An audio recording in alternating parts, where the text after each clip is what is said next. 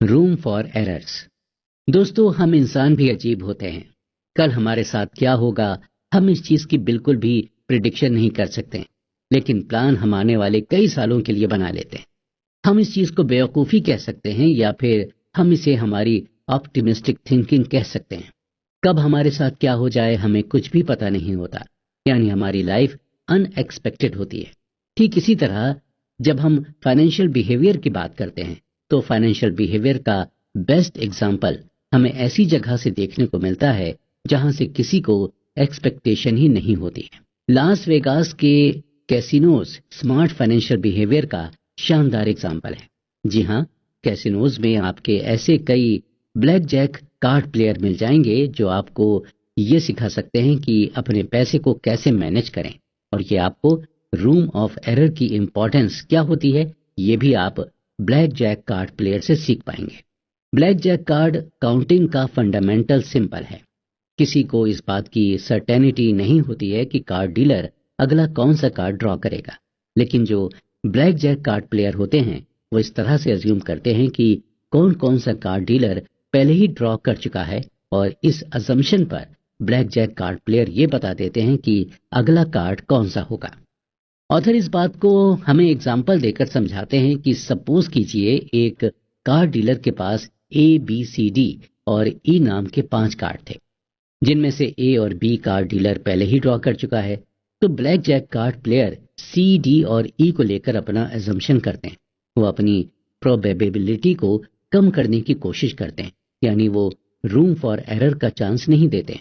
ऐसा प्लेयर, जब आपको ये मालूम होता है कि कार्ड कौन सा आने वाला है, तो आप फिर ज्यादा बेट लगाते हैं, और जब आपको एग्जैक्टली पता नहीं होता कि कार्ड कौन सा आने वाला है, तो आप कम बेट लगाते हैं। ब्लैक जैक कार्ड प्लेयर को यह मालूम होता है कि वो गेम ऑफ ऑड्स खेल रहा है, और इस खेल में कोई सर्टेनिटीज नहीं होती। आप कभी भी ये गैस नहीं कर सकते हैं कि कौन सा मोमेंट आपके लिए बेस्ट होगा। आप अपने आप को रूम फॉर एरर देना चाहते हैं। आपको ये मानकर चलना होगा कि आपने जो प्लान बनाया है, हो सकता है वो प्लान काम ना करे। हम रूम फॉर एरर को मार्जिन ऑफ सेफ्टी भी कह सकते हैं, और बात जब पैसों की होती है तो हम रूम फॉर एरर को अंडर एस्टिमेट करने लगते हैं। रूम फॉर एरर को हम फोरकास्टिंग से भी रिलेट कर सकते हैं, और फोरकास्टिंग करेक्ट करना बहुत मुश्किल होता है।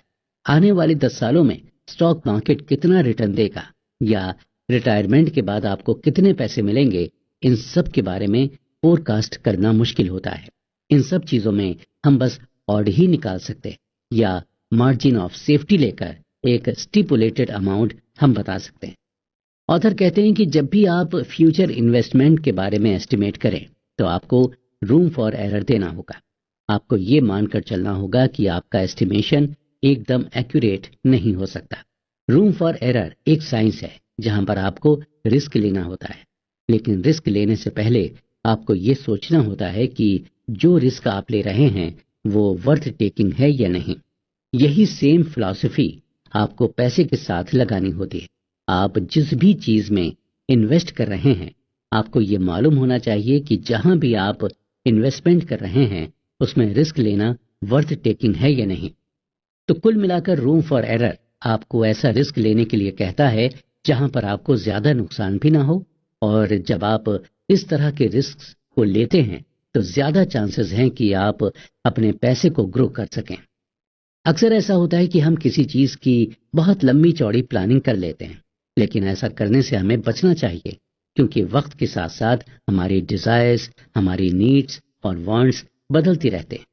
देखा जाए तो लॉन्ग टर्म फाइनेंशियल गोल बनाना जरूरी है, लेकिन हर 5 से 10 साल में दुनिया बदलती रहती है। नई नई टेक्नोलॉजीज आती जाती हैं, नई इकोनॉमी पॉलिसीज आ जाती हैं, और हमारे खुद के भी गोल चेंज हो जाते हैं।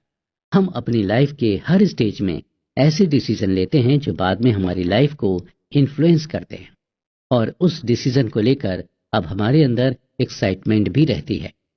ऑथर एग्जाम्पल देकर बताते हैं कि कई लोग जब टीनेज में थे तो अपने शौक के लिए वो टैटू बनवा लेते थे, और जब वो बड़े हुए तो उन्हें अपने इसी डिसीजन पर रिग्रेट होता है। आपकी फीलिंग, आपके इमोशंस सब वक्त के साथ बदलते रहते हैं, लेकिन आप जब भी फाइनेंशियल प्लानिंग बनाएं तो आपको 2 चीजें अपने मन में हमेशा रखनी होंगी। पहली चीज ये कि फाइनेंशियल प्लानिंग के एक्सट्रीम एंड के बारे में हमें नहीं सोचना है।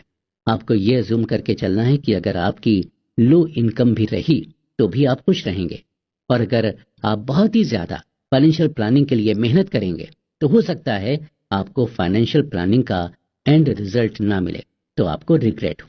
फाइनेंशियल प्लानिंग जब आपने बना ली तो आप हर साल उस प्लानिंग को रिव्यू करें, और अगर मॉडिफाई करने लायक चीजें हैं तो उसे मॉडिफाई भी जरूर करें। अक्सर लोग खुद पर हार्श हो जाते हैं और प्लानिंग फेल होने पर खुद को मेंटली पनिश करने लगते हैं।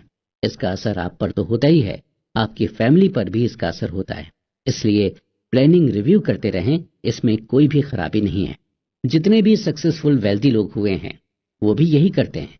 वो प्लान रिव्यू करते हैं और जरूरत पड़ने पर उसे मॉडिफाई भी करते हैं और इजी वे में प्लान करते हैं। दूसरी चीज यह है कि हमें इस रियलिटी को एक्सेप्ट करना होगा कि हमारा माइंड चेंज हो सकता है। अक्सर उन एम्प्लॉय की लाइफ मेजरेबल होती है जो अपनी कंपनी से बहुत ज्यादा लॉयल रहते हैं, और ऐसा इसलिए होता है क्योंकि ऐसे लोग जब अडल्ट थे तभी से उन्होंने ये डिसाइड कर लिया था कि उन्हें किस फील्ड में काम करना है और किस कंपनी में काम करना है, और खुद की नजर में धोखेबाज या बेईमान साबित नहीं होना चाहते, भले ही वो मेंटली टॉर्चर हो जाए। ध्यान रहे कि आप खुद से लॉयल रहें, कंपनी से नहीं। रियलिटी ऑफ चेंज को हमें जितना जल्दी हो सके उतनी जल्दी एक्सेप्ट कर लेना चाहिए। एग्जाम्पल के तौर पर अमेजॉन जब शुरू हुआ था तब वो सिर्फ एक बुक स्टोर हुआ करता था।